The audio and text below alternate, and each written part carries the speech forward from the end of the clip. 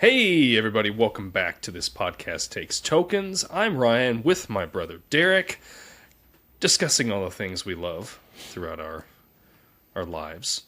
Yeah. Icebreaker question for you today. Shoot. I had a long, drawn-out thing, the way I put this last time, and I think it was like, I don't know. Basically, it boils down to this. I'm gonna do my You best distilled it. to make these icebreaker questions just a little more condensed. So, what horror movie do you think you'd be able to be in and survive? Oh, that's funny. That's exactly how I rephrased it in my notes. Yes. Yes. What do you think you could be in and survive? I like that. Yeah, so I gave this a lot of thought. Like, this one I've given probably the most thought. I was trying to come up with a good, clever answer. Yeah, exactly. And I'm thinking, like, there's easy ones. Like, I could say maybe Jaws, and I'll just stay out of the water. I mean, that's pretty simple. It's an easy way to avoid the problem there, right? Blair Witch Project, I don't go camping, so I'm going to get a hotel room, and that's not an issue for me either. Child's Play. I mean, come on, you just crate that little guy up and put him in the cremation machine, you're done. Yep. Not a problem. I don't understand why that movie was so long. But then there's some hard ones like Nightmare on Elm Street. Yeah. I like my sleep. I'm not gonna lie. I like my sleep. That's gonna be a problem for me. So yeah, not Nightmare on Elm Street. Tremors. I've never really been good at the game Floor is Lava, so I feel like I would not be very good in that one either. Mostly any movie where you have to outrun the killer, I'm probably not going to make it in. Not that, like, I'm not a fast runner. I just don't like to run. So I'm going to choose to turn and fight in most cases. And in most cases, I imagine that's not going to go well. Although there are some, like Jason, that you really don't have to outrun so much as just get in a vehicle and drive away from, because he just walks. And that seems like that's pretty easy to get away from. But my pick is Zombieland, and just purely because then I could meet Bill Murray, and those zombies seem like they were pretty easy to kill. Yeah. And all I gotta do is get a snowball, and my partner's happy. So, yeah. How about you? That works. I thought the same thing with a lot of those. Like, I was like, initially I was like, Child's Play, because what do you do? I'm just gonna throw him in the fire. That's what they do at the end of the movie anyway, and he burns. Like, done. Yeah. Absolutely done. Right? How is maybe this thing so threatening? Yeah. Just yeah. And there was I don't know. There was different ones that went down. I thought like, well, Gremlins is kind of a horror movie, and they're more like mischievous than anything.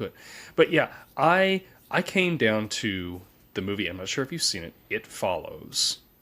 Okay. Nope, never seen it. It's a good movie. It's about like this creature that takes on the form of like anything, and it follows you, and once it gets to you, it'll kill you, and it doesn't matter how far away you get. It's just a slow, steady walk, and it will look like a different human or whatever, and it just keeps walking towards you.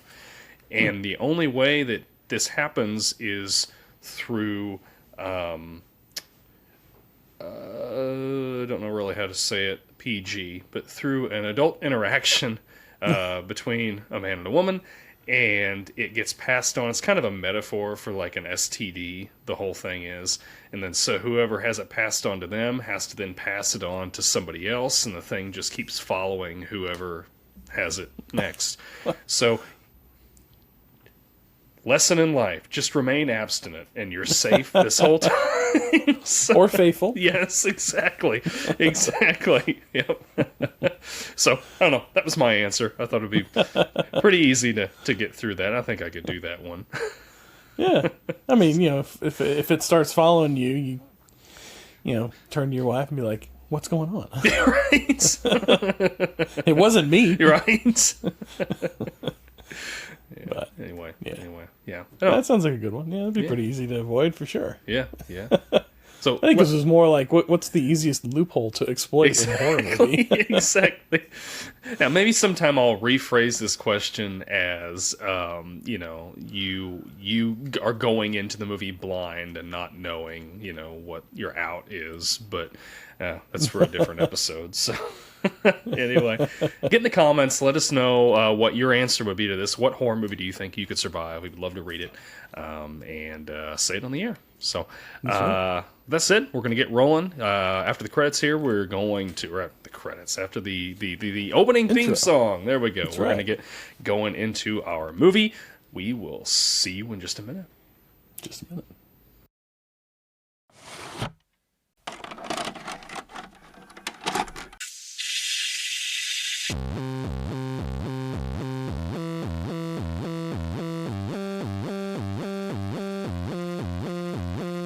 Your local video store card.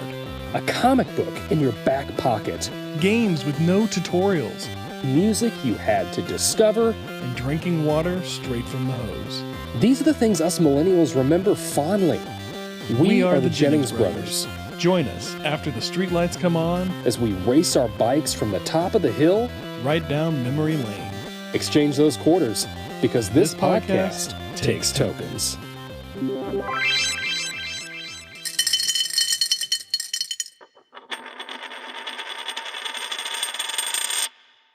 All right, here we are talking about my, I guess a hint I had with the icebreaker question.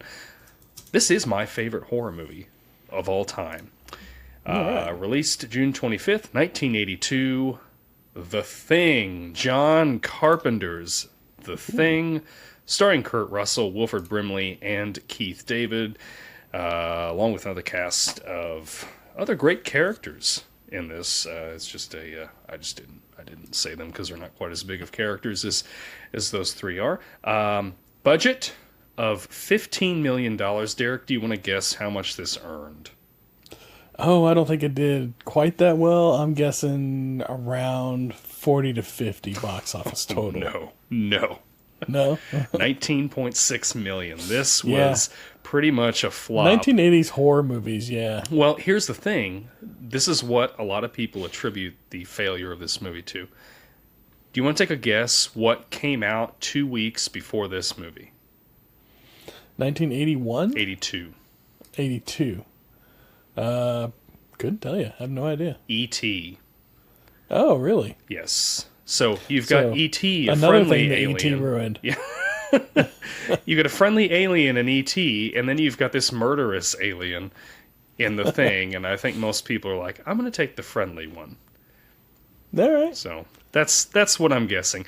Didn't do well in the box office, but clearly, after all these years, it has become a definite cult classic. There are videos galore on YouTubes or wherever you get your videos from. People are theorizing on this and analyzing it. I've watched 2 videos now that are like 45 minutes long that are, I mean, not this week, but I've watched them, in my your time. Yeah, my time. That are theorizing every little bit of this. And every time I rewatch this movie, I find something new that I hadn't seen before.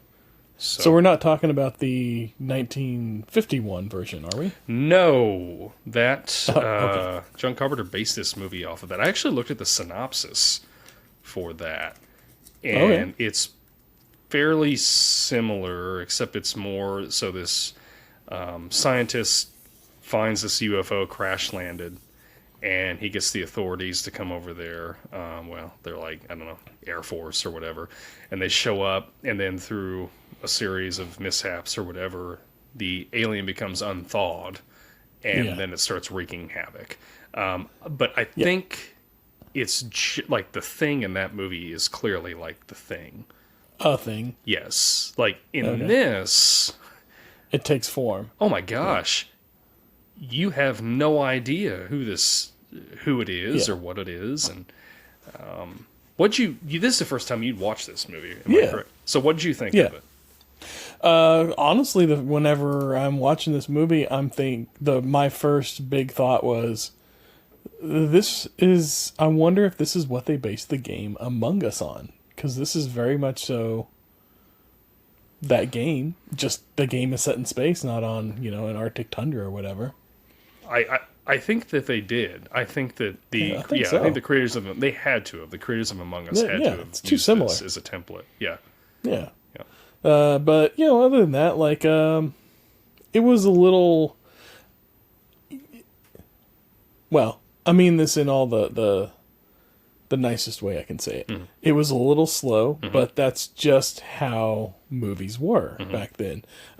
You didn't just jump right into things like we do now, and so it stands out whenever you go back and you watch a movie like this, because the beginning will often be a very long shot or a long sequence or a long scene, usually in a horror movie or a suspense movie or drama. Very little dialogue. You're just kind of setting the tone for the movie, as it were. And the whole beginning thing with the helo and them hunting the, what is it, Swedish or whatever, guys hunting down the dog. Yeah, the Norwegians trying to hunt down the dog to kill it. First of all, why didn't you just land the helicopter and take a steady shot? He's trying to take a shot off the edge of this helicopter the whole time. The helicopter's like swinging around and flying through the... I'm like... Just fly out in front of it, land about 100 yards away, Pow. Take your shot. Yep. Like, I don't feel like it's that difficult, but, it's a movie. We got to make things difficult, but here we are. Well, look at how they're terrible with a grenade. They can't even throw a grenade. Yeah. it's or awful. anything. Yeah. Yeah. And, but then, it starts out, and I've never... So...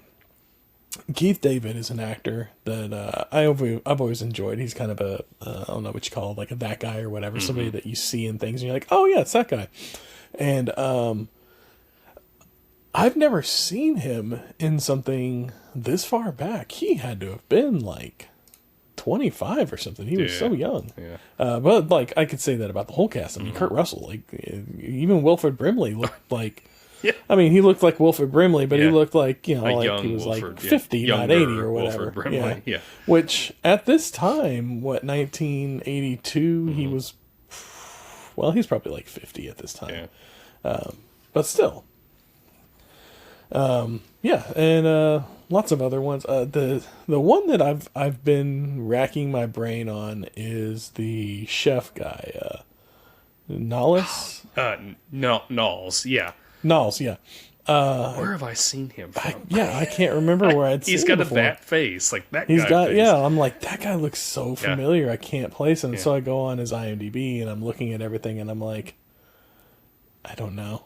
Yeah. He's just got like, it's probably like some little bit part somewhere that I just can't like make the connection in my brain with. But, like I went through his IMDb and I'm like, I don't know what it is. But there's just like, he just looks very, very, very familiar and I just can't place it. It was bugging me the whole time. But yeah, like it was good for the time, but I feel like with a lot of these older movies, if you're watching them now, and especially if you're a film fan and you've watched a lot of things, it feels a little like I could see why they'd want to remake this. Like I feel like it could have been done a lot better. But you've got who's the director on this one? John Carpenter. John Carpenter, yes, thank you. So John Carpenter at the time, he's not huge. He's not small either by any feat, but he's starting to come into his own. I believe this is one of the movies that he came into his own on. And so it kind of tells that this is from a, I don't know, I don't want to say less experienced because he's very experienced still at this time, but I don't know. I guess it just shows of the time. It's a little slower paced. It's a little more thoughtful. They're not explaining every single thing, but then again, there's a lot that they just don't know and can't explain to the audience because the characters don't know, and that's kind of part of it. Is it's mysterious, and if you explain everything about these alien creatures, then you're going to remove all the mystery from them, and it's not going to be as suspenseful. It's not going to be as scary. And oftentimes that's what kind of takes the power out of like a horror movie is whenever you over explain the villain. Absolutely. And they lose all their power. But like I said, I enjoyed it. I don't know that I'll go back and watch it again. Although I do want to watch now the sequel or prequel or whatever they did, like, 10 years ago? That one I think I might go back and watch that.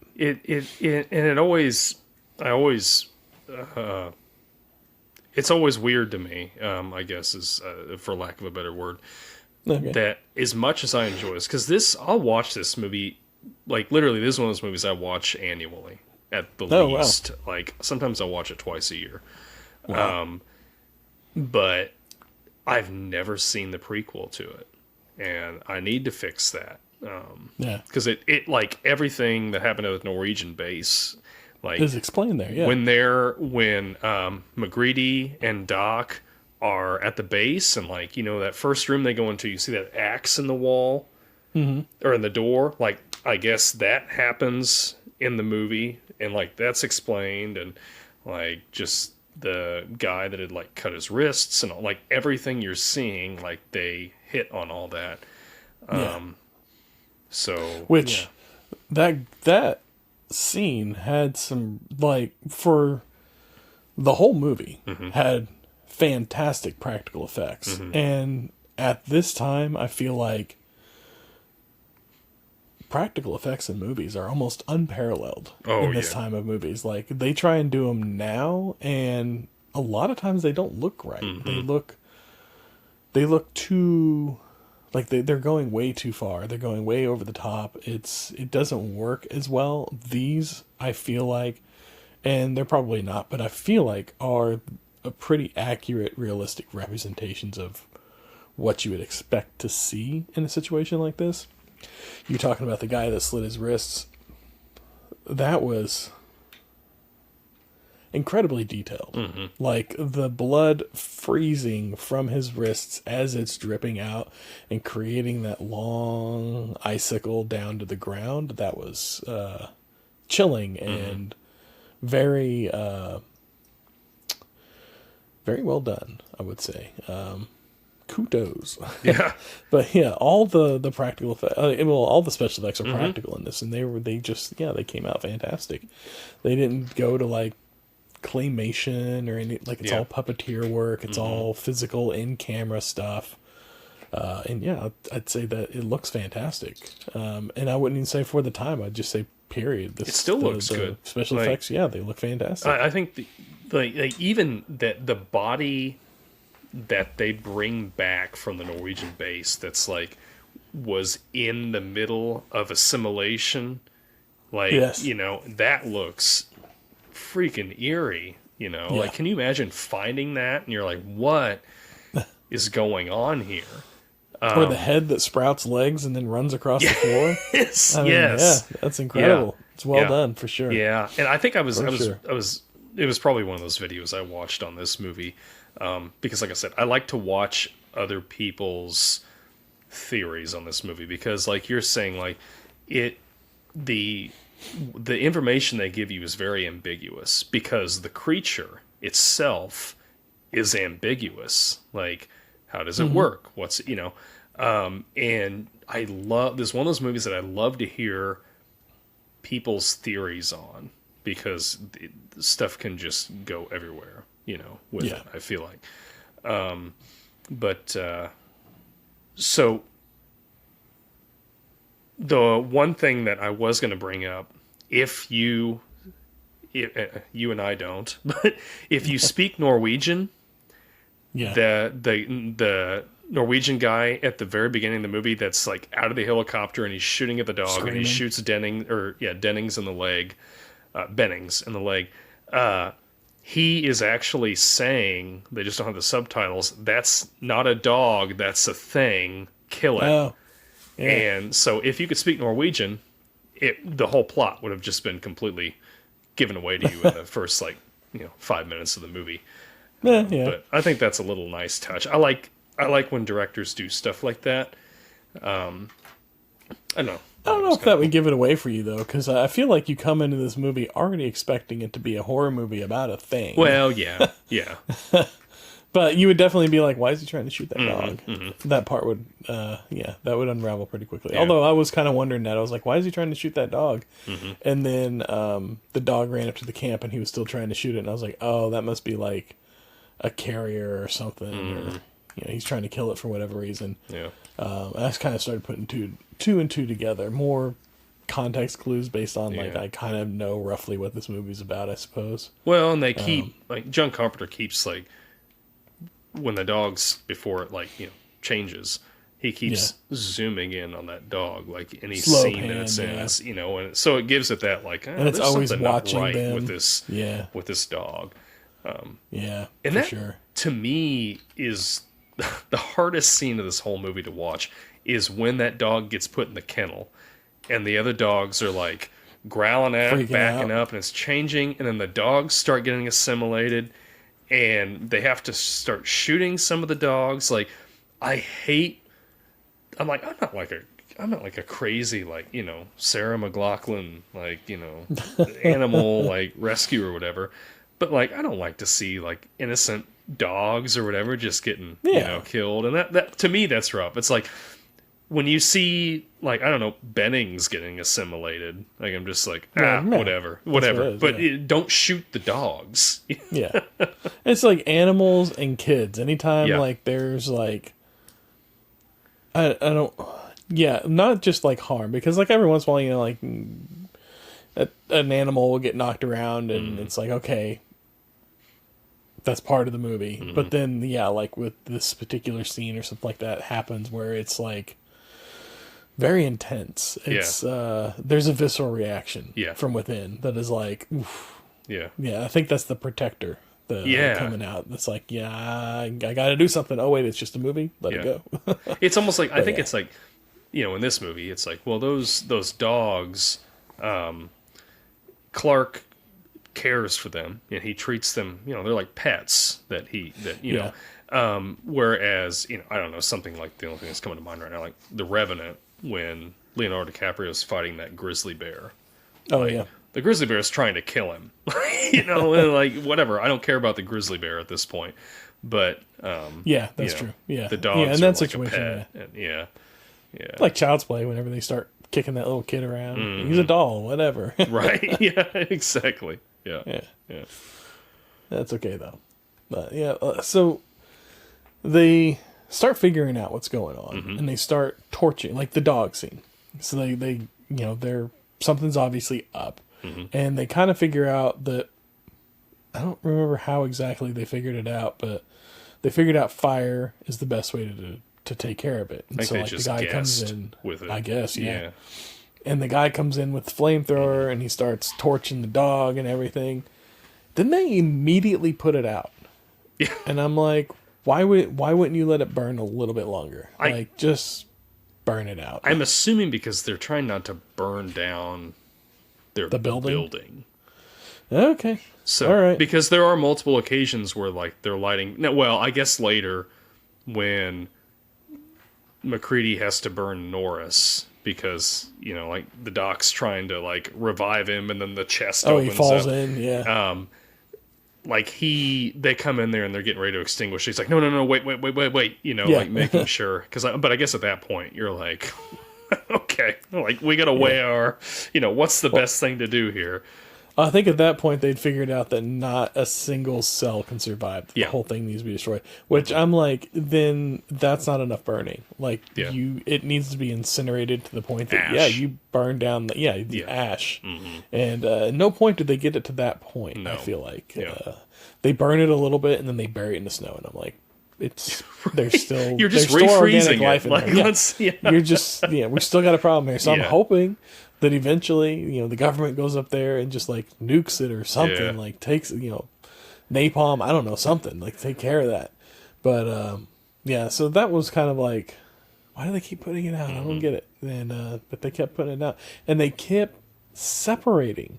Even after they figured out that it's like, it could be any one of them, they keep finding excuses to separate. And I'm like, stay together. I know. Even towards the end, when there's only like 3 of them, I'm like, there's 3 of you. How hard is it to stay together? That's not that hard. You 2 go here and you 2 go here. Like, and we'll have the other guys tied up here. Yeah. I'm like, well, that's stupid. Like, even if they're tied up, like, surely it's going to find a way to, assimilate anybody else. Which clearly it just, like, shoots out tentacles or spores in the air or whatever it's doing. Yep. So, but they just keep separating. I'm like, y'all gotta stay together. Which they do that whole, like, and this was kind of genius on Kurt Russell's part with the testing the blood with fire to figure out, who's what. And they figure out who's what and everything. And I got to know, is there they just slice their thumbs open or their fingers or their hands or whatever? This could be a better spot. Yeah, right? but I mean, they got to have needles or something there where they could just draw a little blood. Do we have to go to carving our bodies up? I don't know. I understand. It's just I don't like cuts on my hands, so that one kind of bugs me. That was me too, because I'm one of the notes I had here, why are you cutting the thumb? Cutting an area that's going to hurt like hell every time you try to do anything with it while it's healing. Cut or their cut fingers. up on the arm, or or something. It's it's got to heal, but it's not really going to, this part of my arm doesn't get much use. It's, it's fine. Yeah, I didn't get that. Yeah. Did you notice in that scene, and it's only done in that one scene, where everybody's eyes, everybody that's still human has a shine in their eyes, but Palmer does not. He's the only one that doesn't have a shine in his eyes. No, I wasn't even looking for any difference in them. I kind of figured Kurt Russell was the thing the whole time. Oh yeah. And he didn't end up being it, which it kind of the whole movie leaves you on a bit of a cliffhanger. That's what I love about it. There's a bit of a sequel here that we could have. I mean, we're probably a little past Kurt Russell's prime for that, unless, he's the team that comes back 50 years later and torches the base, but... yeah. But speaking of the guys, with the exception of Kurt Russell, this whole cast has got this happens a lot at this time, 70s and 80s. This whole cast has got to be the most average-looking group of men I've ever seen. Yeah. Why not, though? Kurt Russell's the only one that's kind of got a star quality look to him. Everybody else just looks like a normal Joe, average person. Going to, they could totally be working on this rig, and I would know no different. I would, I buy them as scientists or rig workers or whatever they are supposed to be. However, I went and I watched the trailer for the 51 version of this. They do not. They look like they belong in an office, not on some scientist outpost station. They're all in suits and all buttoned down and looking very polished and even the woman's got a pencil skirt on, and I'm this isn't how you would dress in the Arctic. No.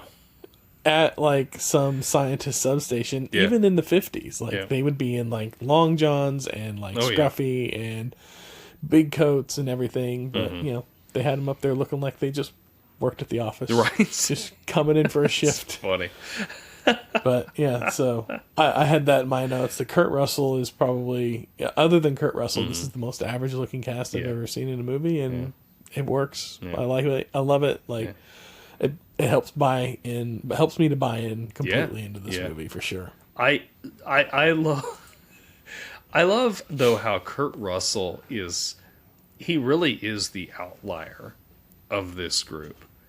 Because he's the only one that sleeps. He doesn't sleep in the facility. He's got his own little cabin. He's got his own little bunk. He's their pilot, I love how he is with the computer in the beginning. Literally, if you look at the screen, he calls the computer a cheating, whatever, and then he dumps his whiskey in it. But it does cheat.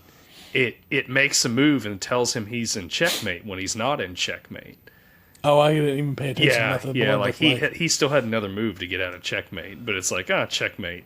So that's why he calls it a cheater, and then he destroys it. And then when the Norwegians show up, and that guy that can't hold on to a grenade throws it behind him, blows up and everything, and everybody's running over towards this. MacReady still has his whiskey in his hand.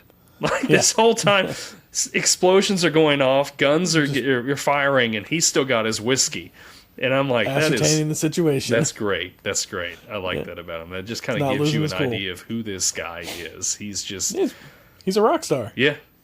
He's just here absolutely. For a paycheck, and he's a flyboy. Yeah, exactly. Everybody else is, they're doing the research. Well, I guess Knowles, he's the cook, and he's pretty free going too. I like when Bennings comes out and he's like, man, can you turn that music down? He's got Superstition playing, like blaring. And he's like, oh, sure. And he goes over there and he looks at the boombox. Nope. He just, nope, not doing it. And he's skating everywhere. I'm like, oh man, this guy is smooth. Yeah. So what were they up there doing? They're just like a generic scientist research station, okay. I guess. I don't know what they're doing. It doesn't ever really. I was just wondering, like, why do they need a helicopter pilot? Yeah. And why do they need the dogs? Do they have sleds for the dogs? I'm assuming they've got to have dog sleds. Like, why else would they have the Huskies down there? Because those are dog sled, right? Yeah, dogs. Yeah, okay. Yeah. So then they got a sled, and then they got like they got to have multiple sleds, and they got the tractor. I feel like they could have gotten out of there pretty easily, but I suppose you don't want to leave whatever it is, the thing, behind to do whatever. Well, that was it. Like, you look at Bailey at Wilford Brimley, and he's looking at the assimilation model on his computer, and it says in like 27,000 hours it would have the entire world assimilated, which is like a little over 3 years. I did the math on it. Yeah. But like, I think that's it. Like, it's, at first it's kind of like, well, we got to figure out what's going on, or, we need to save ourselves. And then it gets to the point where it's like, no, if this thing gets out, like, everybody's dead. Like, At what point do you think he became assimilated? Bailey? Yeah. So I'm glad you brought that up. I've made a list of what I think the assimilation order is. Okay. If you bear with me for a moment here. Sure. Okay, so the first one I think was Norris, the guy that has his chest open up and everything when he's, because kind of obvious, but go on. The dog goes over to Benning's door and stops, and then goes into that other room, and you see the silhouette. But a fun fact, the silhouette was John Carpenter got a crew member to be the silhouette, so it's none of the cast, so it makes it a little more ambiguous who it is. But at that point, I think it's Norris. And then the torn clothes that Knowles finds in the kitchen, he's like, who threw the door? I think that's Palmer, so I think it was Norris, then Palmer. And then, obviously, we see Bennings. He gets assimilated, that's a nuts scene where he's like out there and they're surrounding him and he's turning. And I love the way that shot where McGreedy throws the flare on him and he just goes up, and then the scream that he makes, it's like almost metallic. It's it's nuts. And then after that, I believe it's Blair.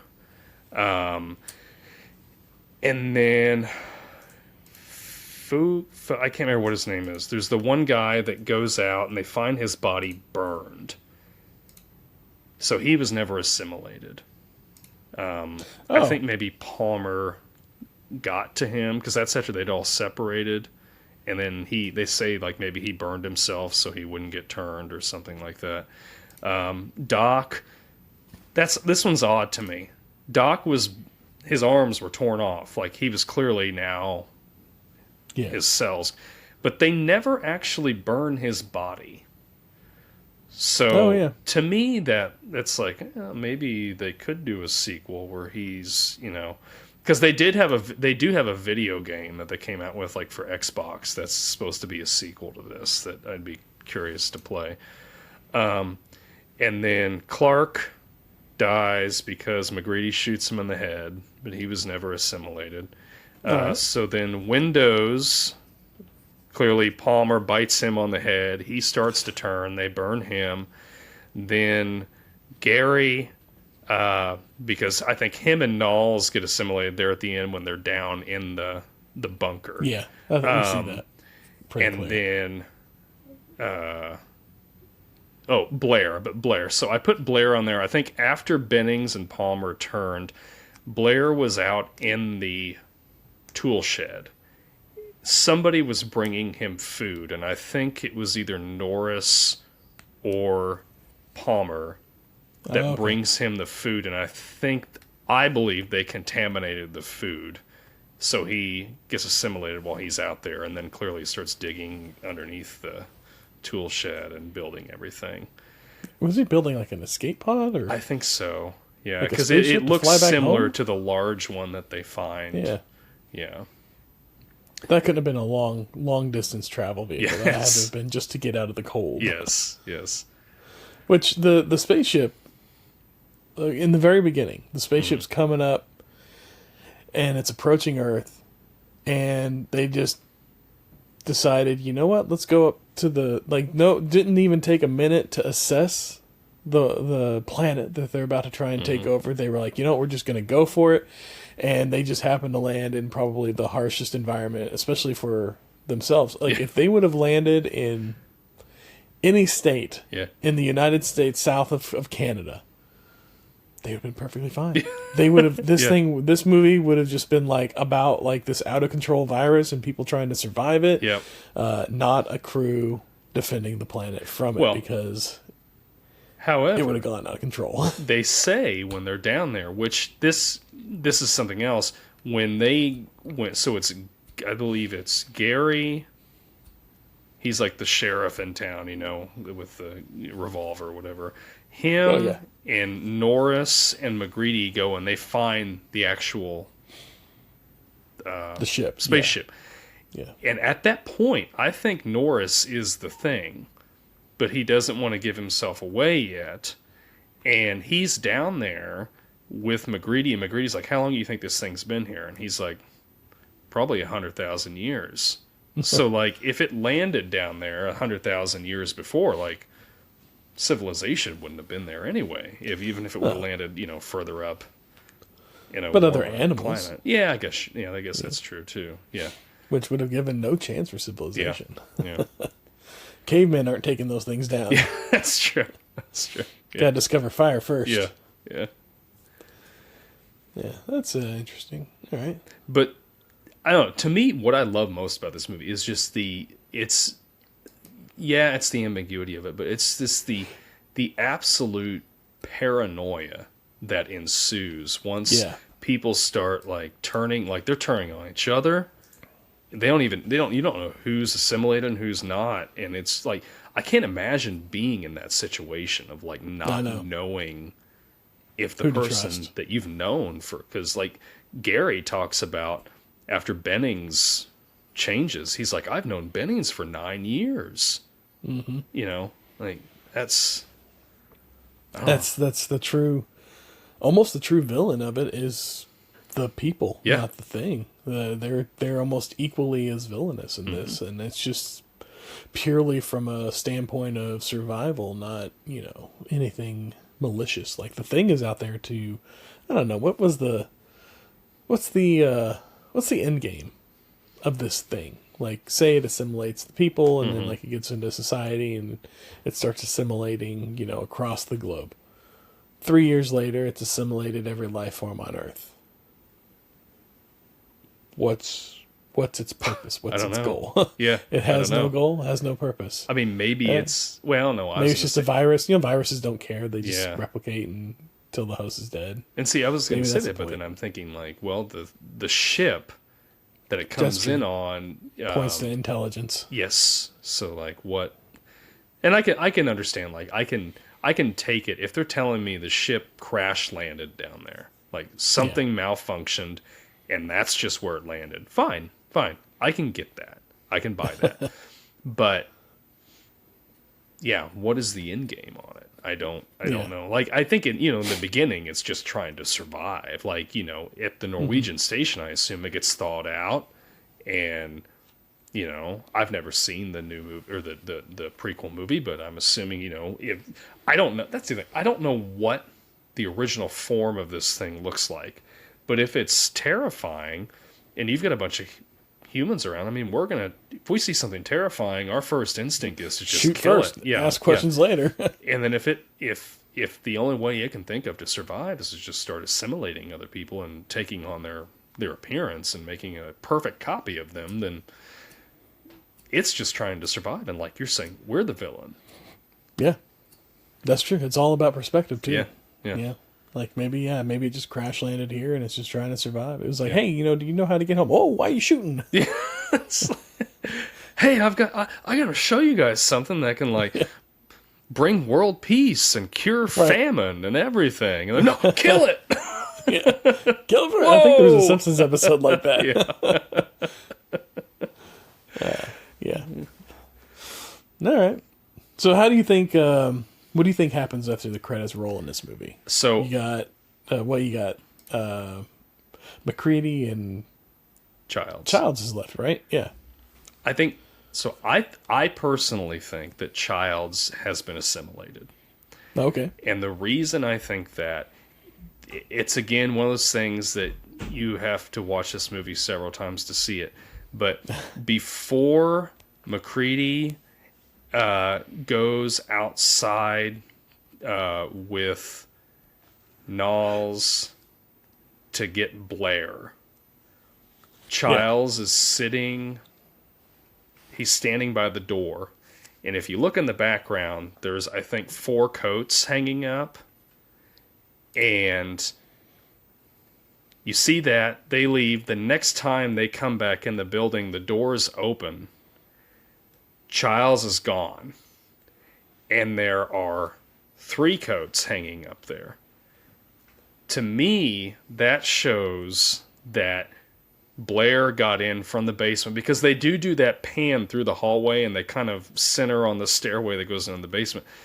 I think Blair got in and got Childs, and they say that if his, when it assimilates people, it tears their clothes.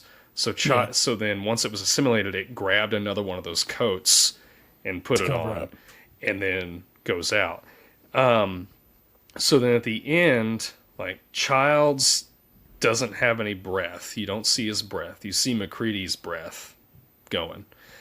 And then McCready, knowing that you're not supposed to share, things, because they talk about earlier, we should prepare our own food and eat out of cans, or whatever. He gives the bottle to Childs of the whiskey, and Childs drinks it. And then he kind of laughs. So I think that. So I've heard theories where people think that McCready actually put kerosene in there, and Childs drinks it and is not affected by it. So that's why McCready laughs. But I think it could be they know they're not supposed to drink after each other. He hands it to Childs. Well, if it's the thing, it may not know that. Although it's supposed to be the perfect copy, so I don't know. But yeah. So does it retain memories and everything after it makes the copy? It's got to, now that I'm thinking about it, right? If it's the perfect copy, you're not going to know the difference, so it has to be able to have the memories. I suppose so, yeah. That's a good question. I don't know. I'd like to know. I mean, maybe the prequel is worth watching just to answer some questions, because now I have questions. And that's what we were talking about that in the beginning, about how that's one thing that makes a good horror movie is not having all the answers, but by the end I would like to start getting a few answers. Yeah. And this definitely raised some questions, and I want to go into getting some answers for sure, so I may go back and watch it. Man, my list is growing long of things I need to go back and watch now.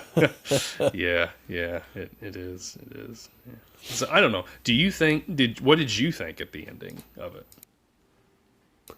Or were you just oh, that's a interesting ending? I kind of, so they're both sitting there, and then credits roll, right? And it was a little abrupt, I'll say. And so whenever the credits rolled, I was like, oh, that's it. It's over. And I've been trained, so for half a second I thought, oh, maybe there's a post-credit scene. I was like, no. This is a movie in 1982. There is no post-credit scene. They did not do that back then. I think maybe one did back then, but that was a outlier.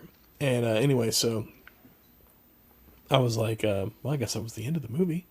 I don't know what to think. I have questions. I don't have answers for.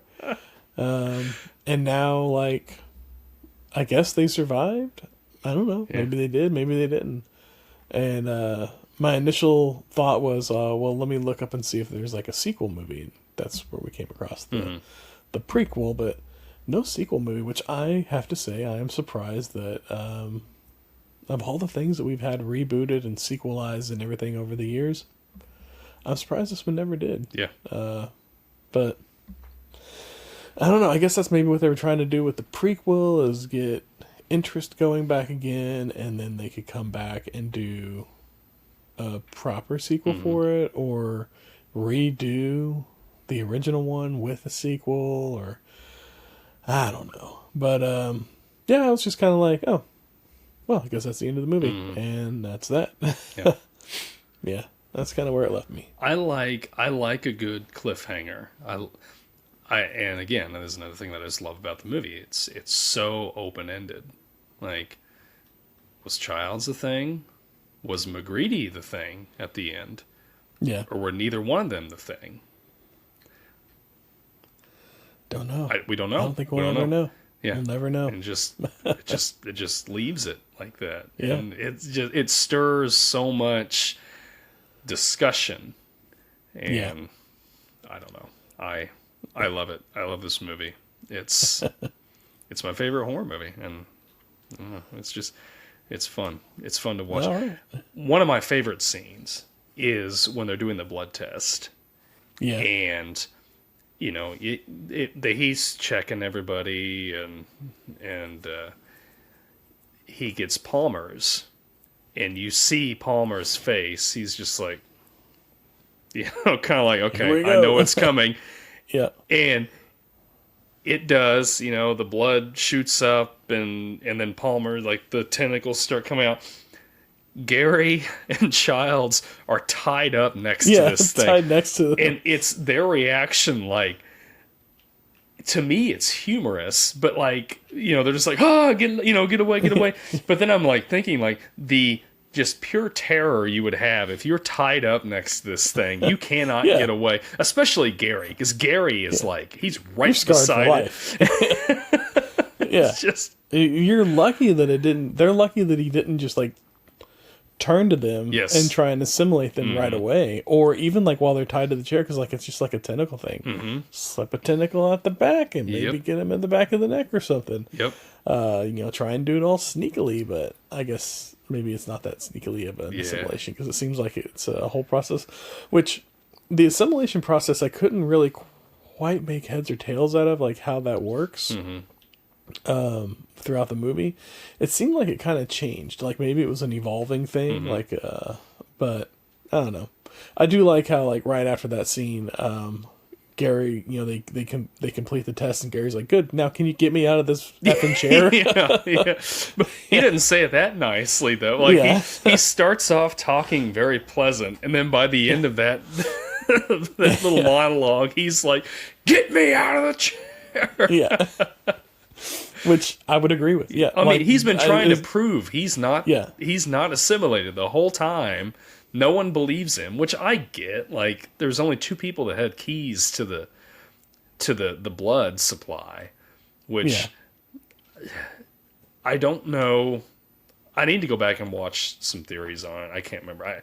I'm curious how they lifted that key because it had to either be Palmer or Norris that lifted the key to go and destroy the blood supplies. Well, did they say that they used the key to get in, or maybe they just broke the lock? No, they said the lock was still intact. It had been opened up, the blood supply had been destroyed, and then it was relocked. Okay. Yeah. Yeah, that's interesting. I mean, I don't know. Like, this thing's sneaky. It's got, like, the whole... I go back to the tentacles. Like, I feel like it could have probably slipped in there some way and did its damage and slipped back out. Yeah. I mean, if it can assimilate any living organism, who's to say it didn't, like, assimilate a flea or something small and, That's true. get in and... Yeah. slit the bags open or something, Yeah. or whatever. And then at that point, you could just assimilate the blood, which is a living organism, and then I don't know, take out the other one somehow. Yeah. But then there'd be like a little thing running around in there, I imagine, because it's not like it's going to go on a suicide mission. These things are all about survival. So Yeah. I don't know.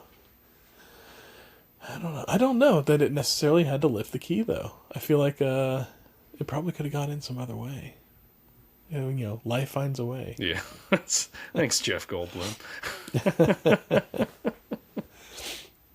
Well, I got no more thoughts. Yeah. Yeah. I don't either. It's one of those movies that like I said, the more I watch it, the more I'm picking up on things. All right. Just because once you know what happens and you know who is the thing and who isn't, or who's going to become the thing, you can kind of like look at it, from a different lens and be like, okay, this is where they were changed, or whatever. But it never gets old for me. Never gets old. I just think it's so good. And this is going to be another Burbs movie for you, I can tell. Yeah. But I don't know. It's just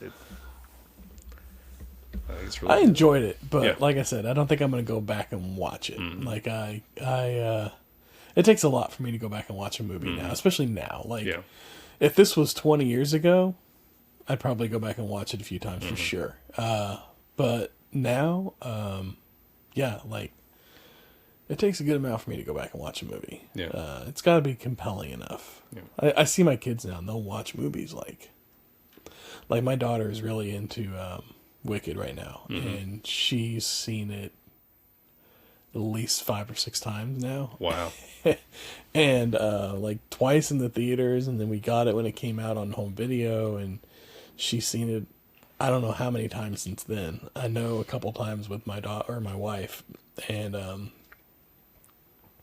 so they get to do that, and that's great. But I don't have that kind of time anymore. So I get a little more choosy with the ones I rewatch. Yeah, it's got to be worth it for me. And this one was fun. But like a rewatch, if somebody's watching it, I'll sit down and definitely tune in with them. But so I tried to watch my son Bruce. He wants to watch horror movies. I think he likes the idea of them, but he's 13. He's not quite old enough to watch a lot of them. And so I told him I was going to be watching this one, and asked him if he wanted to watch it with me, and he said, yeah. So I was like, all right, cool. We'll do that. So I go to start watching this movie, and he comes in with me, and he's sitting there watching it with me. And, like I talked about at the beginning, it was very slow with the whole dog chase and everything. So he got just past where he got to, I think, where they were going over to the Norwegian base camp. Like they didn't make it to the Norwegian base camp, but they were on their way. And he gets up and he goes, you know what? Just call me or send me a text message whenever it gets to the good part of the movie, and I'll come back in and watch it. And I was like, buddy, this is the first time I've ever seen this movie. I don't know what the good part is. For all I know, it's this part right now. So, you may want to hang out if you want to watch it. And he just kind of slowly backed out of the room and was like, okay, he's done. So I've noticed this is a recurring theme with him. Yes. he has he really wants to see these things, but he just they're a much slower pace at this time, and I think the younger generation it loses that younger generation. It's they're not being handed everything right away, and they have to kind of wait for it a little bit, and I feel like you lose that audience for now. I think that's something that he'll also grow out of a little bit. I could see how maybe at his age, I don't know, we didn't have a whole lot of options back then. Maybe, I don't know. I don't know if there was a time in my life where this would have been too boring for me. Because, like growing up, we didn't have Netflix, we didn't have on-demand, we didn't have any of that stuff. So it was really like your on-demand was like you got HBO and it was whatever was on at that time is what you got to watch. And if you had HBO or something like that, then you got like movies like this. You got more than just like your standard broadcast stuff. Or you go to the video store and rent a movie and bring it back and watch it. But your parents had a little bit of control over that, so you oftentimes didn't get to rent all the movies you wanted to watch. Yep. Or you'd hope to make friends with the kid down the street whose parents didn't care as much about what he watched, so you guys got to watch some of the more edgier stuff, or, you know, whatever the case may be. So yeah, like, I don't know. I don't know that we never had that abundance of choice, which I feel like is something that suffers now. Mm-hmm. Like, I sit down and I go to watch something, and if I don't know exactly what I want to watch, I waste a lot of time scrolling around trying to find something. Oh my gosh, yeah. Yeah. Yeah. And I can't imagine if that's like your only experience with watching a movie is like this overabundance of choice. Yeah, you're going to get bored with things pretty quick. Like, it's going to take a lot to grab your attention, or you're going to have to know what you want to go in to watch. Yep. With the expectation of, I'm going to watch this. But you've also got the out of, I can just stop watching this now and go watch something else. Yeah. And so I feel like that kind of affects the experience in that negative way, is that they can just opt out and go bounce onto something else if they wanted to. But yeah, so, I agree with you. Like, and I feel like to me, that was something. I think that's why when we were growing up, we watched the same things over and over again, or we played the same video games over and over again. Because like now, you know, like, you were like now we've got, you know, for video games, we've got Game Pass, or we've got PlayStation Plus, or whatever it is, and you've got, you know, basically Netflix for video games, and you've got whatever you want to play. But, you know, back then it was like you had 3 games, and if you want to play a game, you're going to go back and play what you've already beat, or you're going to borrow a friend's, a new way to play it. You know, or, you know, trade. You only have, you know, 10 movies that you can watch at home, so you're going to rewatch them over and over again. And it doesn't matter if there's a, you know, a boring, like the first 30 minutes are slow, you're bored, so you're going to watch it. Yeah, and I gotta say though, of all the times that we've been sitting around the house looking through the library of all the movies on the shelf, all the VHSs, trying to pick what you wanted to watch, I don't think at any point I was ever bored enough or said, you know what, I've seen these other movies enough times that I'm going to watch Casablanca, or I'm going to watch even The Wizard of Oz, or, you know, like one of these like older movies. Yeah. I just, that one I've never seen it. I don't think I ever will. It is something that my wife and my kids poke fun at me about, because that is a movie that scares me. And it's because of the way it's shot with the color palette. It's not the content of the movie. It's the color palette. I thought you was talking about Gone with the Wind. Oh no! The other one. No, The Wizard of Oz. Okay. You know, it's Gone with the Wind. It's the color palette. It's the color palette on Wizard of Oz. It's those bright pastel colors that just creeps me out. It's that old Technicolor look that I don't like. But I have watched Casablanca. It was okay. Like, I'll go through spurts where I like watching old movies because I want to experience them and, you know, see what's the hype on this. I will never watch Casablanca again. I don't feel like it's something I need to watch again. Gone with the Wind, I've watched probably twice. It's 2 more than me. Yeah, it's long, and I don't feel like I ever really need to watch that one again. And, you know, I don't know. I think I watched it once for myself, and then I watched it once with my wife, I think. So, you know, that was that. But yeah, I like going back and watching older movies that I haven't seen, just because I want to experience it at least once, right? Yeah. I guess there's a couple of them where I've kind of felt that way. Like, I need to go back and watch, more so because, like, it's hyped up as such great movies that I'm like, it can't be that good. I Yeah. gotta go back and watch it. Although I may be tainting my own viewing experience with that attitude, so I need to wait till my attitude's a little bit better before I go and watch them. Yeah, that's the thing. Like, I at some point I need to watch Citizen Kane, and we'll have to do it for the show and talk about it. But like, it cannot be the greatest movie ever made. That's what I keep saying. It cannot be the greatest movie ever made. I know, but I don't know that I can watch it without that attitude affecting my viewing of it. You know, like I'm gonna come into it with that attitude, and I'm gonna expect it, and then self-fulfilling prophecy and all that. But that's kind of one of the movies that started this for me. This whole podcast thing is going back and watching movies that I've never seen before that I've always been told I should see, and that's one of them. It was kind of the big one because it was the one that everybody claims to be the greatest movie ever made, which is I got in one of my first long Twitter argument with somebody was about that being the greatest movie ever made, and they created a list of they had posted a list of top 5 movies or top 5 greatest movies ever made or something like that, and that was at the top of the list. And I just commented about how the whole list looked like something that was made by a recent film major student. Like they were just textbook choices, and it did not feel like a genuine opinion. And we went back and forth a while on that, and I don't have a top 5. I don't have a definitive top 5 because I don't feel like you can have a definitive top 5 favorite movies. I feel like it's something that changes as you age. It's a fluid and thing. Even B, with your mood at the time. Like right now, if I was to rattle off the top 5 movies, it'd be 5 movies that I wanted to see or rewatch at this point. And that's all it really is. It's the top 5 movies it's the 5 movies that you're most looking forward to rewatching next. And that's what I feel like that's what that's why you can't have an all-time top 5.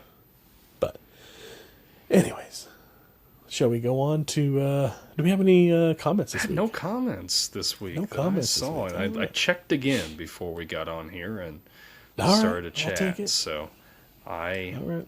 have not seen any. Get on there. Let us know what you think. Let us know what you think about The Thing, or Karate Kid, or any of these, whatever it is that we've something done. that we should watch that maybe we're missing. We'll take suggestions. Absolutely.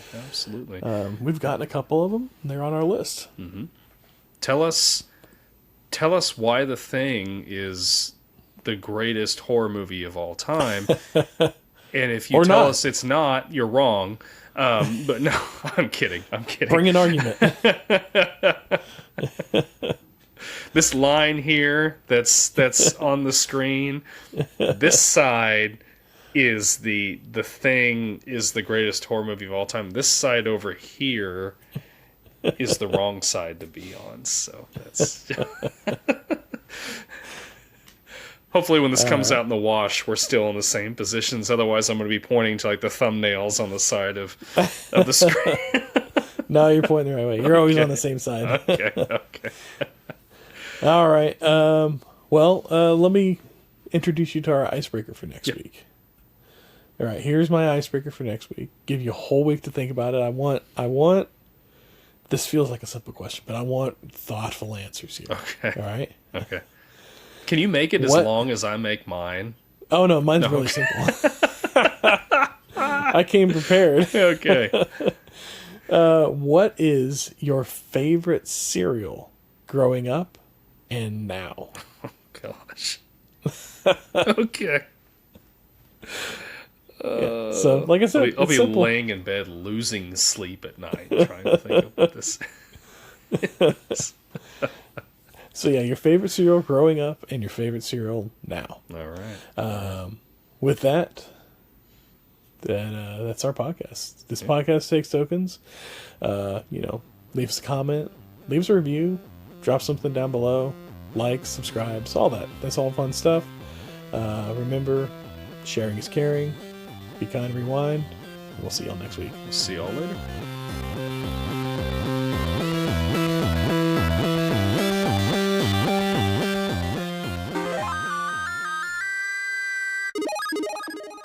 This Podcast Takes Tokens is a Clay Street production.